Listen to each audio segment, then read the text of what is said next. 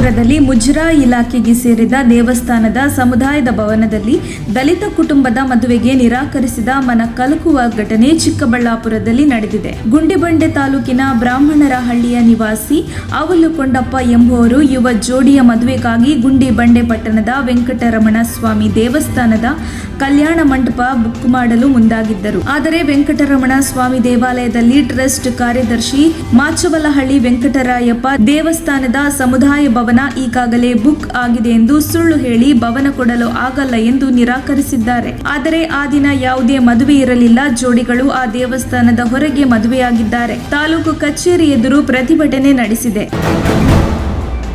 November 4ರಂದು ಅಪರಿಚಿತ ವಾಹನ ಡಿಕ್ಕಿ ಹೊಡೆದು ಮೃತಪಟ್ಟ ಗುಪ್ತಚರ ದಳದ ನಿವೃತ್ತ ಅಧಿಕಾರಿಯೊಬ್ಬರನ್ನ ಕೊಲೆ ಮಾಡಲಾಗಿದೆ ಎಂದು ನಗರ ಪೊಲೀಸರು ಶಂಕಿಸಿದ್ದಾರೆ. ಭಾನುವಾರ ಪೊಲೀಸರ ಹೇಳಿಕೆ ಪ್ರಕಾರ ಮೈಸೂರು ವಿಶ್ವವಿದ್ಯಾನಿಲಯದ ಮಾನಸ ಗಂಗೋತ್ರಿ ಕ್ಯಾಂಪಸ್ನ ಕಿರಿದಾದ ಲೇನ್ನಲ್ಲಿ 83 ವರ್ಷದ RN ಕುಲಕರ್ಣಿ ಎಂದಿನಂತೆ ಸಂಜೆ ವಾಕಿಂಗ್ ಮಾಡುತ್ತಿದ್ದಾಗ ಕಾರೊಂದು ಡಿಕ್ಕಿ ಹೊಡೆದಿದೆ. ಕೂಡಲೇ ಅವರನ್ನು ಆಸ್ಪತ್ರೆಗೆ ಸಾಗಿಸಲಾಯಿತಾದರೂ ಅವರು ಮೃತಪಟ್ಟಿರುವುದಾಗಿ ವೈದ್ಯರು ಘೋಷಿಸಿದರು. ವಿಚಾರಣೆಯ ಬಳಿಕ ಇದು ಅಪಘಾತವಲ್ಲ, ಇದೊಂದು ಪೂರ್ವ ನಿಯೋಜಿತ ಕೊಲೆ. ವಾಹನದಲ್ಲಿ ನಂಬರ್ ಪ್ಲೇಟ್ ಇಲ್ಲದಿರುವುದು ಕಂಡುಬಂದ ಮೇಲೆ ನಮಗೆ ಅನುಮಾನ ಬಂದಿದೆ ಎಂದು ಪೊಲೀಸರು ಶಂಕಿಸಿದ್ದಾರೆ. ವಿದ್ಯುತ್ ತಂತಿ ತುಳಿದು 3 ಸಾವನ್ನಪ್ಪಿರುವ ಘಟನೆ ಇಂದು ಮೈಸೂರು ಜಿಲ್ಲೆಯ ಟಿ ನರಸೀಪುರ ತಾಲೂಕಿನ ನೀಲಸೋಗೆ ಗ್ರಾಮದಲ್ಲಿ ನಡೆದಿದೆ. ವರದಿಗಳ ಪ್ರಕಾರ ತುಂಡಾಗಿ ಬಿದ್ದಿದ್ದ ವಿದ್ಯುತ್ ತಂತಿಯನ್ನ ತುಳಿದ ಪರಿಣಾಮ 3 ಸಾವನ್ನಪ್ಪಿದ್ದಾರೆ. ಘಟನೆಯಲ್ಲಿ ಹರೀಶ್ ರಾಚೇಗೌಡ ಹಾಗೂ ಮಹದೇವ ಸ್ವಾಮಿ ಮೃತಪಟ್ಟಿದ್ದಾರೆ. ಸ್ಥಳಕ್ಕೆ ಬೆಸ್ಕಾಂ ಅಧಿಕಾರಿಗಳು ದೌಡಾಯಿಸಿದ್ದು ಟಿ ನರಸೀಪುರ ಪೊಲೀಸ್ ಠಾಣೆಯಲ್ಲಿ ಪ್ರಕರಣ ದಾಖಲಾಗಿದೆ. ಅಧಿಕಾರಿಗಳ ನಿರ್ಲಕ್ಷ್ಯಕ್ಕೆ ಸ್ಥಳೀಯರು ಆಕ್ರೋಶ ಹೊರಹಾಕಿದ್ದಾರೆ.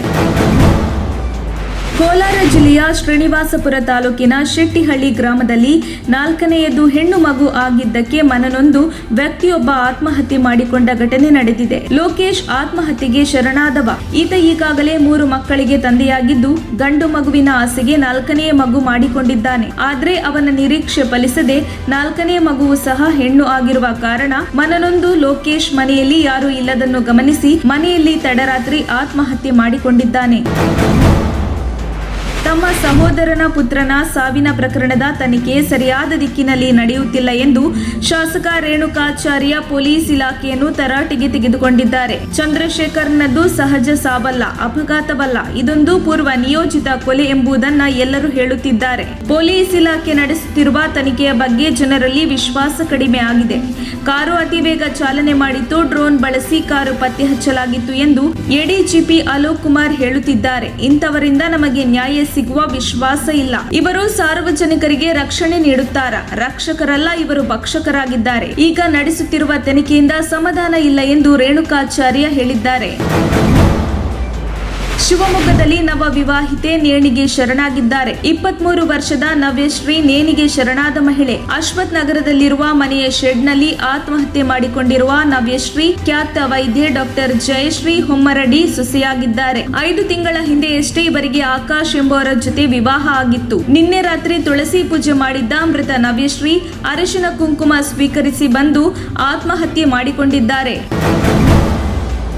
ಮದುವೆಯಾಗಲು ನಿರಾಕರಿಸಿದಳು ಅಂತ ಕಾಮಾಕ್ಷಿ ಪಾಳ್ಯದಲ್ಲಿ ಯುವತಿಯ ಮೇಲೆ ಆಸಿಡ್ ದಾಳಿ ಮಾಡಿದ್ದ ಆರೋಪಿ ನಾಗೇಶನಿಗೆ ಬಿಗ್ ಶಾಕ್ ಎದುರಾಗಿದ್ದು ಗ್ಯಾಂಗ್ರೀನ್ ನಿಂದಾಗಿ ಆತನ ಕಾಲನ್ನೇ ಕತ್ತರಿಸಬೇಕು ಎಂದು ವೈದ್ಯರು ಸೂಚನೆ ನೀಡಿದ್ದಾರೆ ಎಂಬ ಮಾಹಿತಿ ಲಭ್ಯವಾಗಿದೆ. ಕಳೆದ ಏಪ್ರಿಲ್ 28ರಂದು ಯುವತಿಯ ಮೇಲೆ ಆಸಿಡ್ ದಾಳಿ ಮಾಡಿದ ಆರೋಪಿ ನಾಗೇಶ್ನನ್ನ ಬಂಧಿಸಲಾಗಿತ್ತು.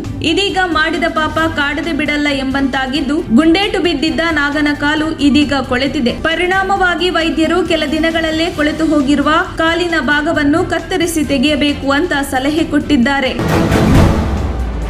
ಪತಿಯ ಕುಡಿತದ ಚಟಕ್ಕೆ ಬೇಸತ್ತು ತುಂಬು ಗರ್ಭಿಣಿಯೊಬ್ಬರು ಆತ್ಮಹತ್ಯೆಗೆ ಶರಣಾದ ಘಟನೆ ಬೆಂಗಳೂರಿನ ನೆಲಮಂಗಲದಲ್ಲಿ ನಡೆದಿದೆ. 20 ವರ್ಷದ ಸೌಂದರ್ಯ ಮೃತ ಯುವತಿ. ಈಕೆ 1 ವರ್ಷದ ಹಿಂದೆ ಸಂತೋಷ್ ಎಂಬ ಯುವಕನನ್ನ ಪ್ರೀತಿಸಿ ಪೋಷಕರ ವಿರೋಧದ ನಡುವೆಯೂ ಮದುವೆಯಾಗಿದ್ದಳು. ಇವರ ಪ್ರೀತಿಯ ಫಲವಾಗಿ ಸೌಂದರ್ಯ 8 ತಿಂಗಳ ತುಂಬು ಗರ್ಭಿಣಿಯಾಗಿದ್ದು ಮೊದಲನೇ ಮಗುವಿನ ನಿರೀಕ್ಷೆಯಲ್ಲಿದ್ದರು. ಆದರೆ ಸಂಪತ್ ಇತ್ತೀಚೆಗೆ ಕೆಲಸವನ್ನು ಬಿಟ್ಟು ಮನೆಯಲ್ಲೇ ಇದ್ದ. ಕೆಲಸ ಇಲ್ಲದ ಹಿನ್ನೆಲೆಯಲ್ಲಿ ಸಂತೋಷ್ ಕುಡಿತದ ಚಟಕ್ಕೆ ಒಳಗಾಗಿ ಅಷ್ಟೇ ಅಲ್ಲದೆ ಪ್ರತಿನಿತ್ಯ ಕುಡಿದು ಬಂದು ಸೌಂದರ್ಯ ಬಳಿ ಹಣಕ್ಕಾಗಿ ಪೀಡಿಸುತ್ತಿದ್ದ.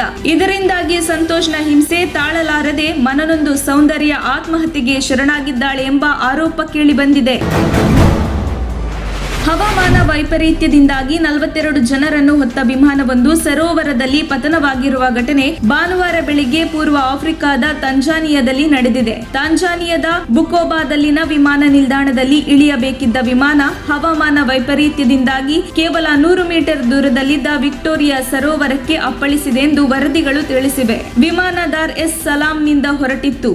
26 ಜನರನ್ನು ಈಗಾಗಲೇ ರಕ್ಷಿಸಲಾಗಿದ್ದು, ಉಳಿದವರ ರಕ್ಷಣೆಗಾಗಿ ಕಾರ್ಯಾಚರಣೆ ಮುಂದುವರಿಸಲಾಗಿದೆ ಎಂದು ಅಧಿಕಾರಿಗಳು ತಿಳಿಸಿದ್ದಾರೆ.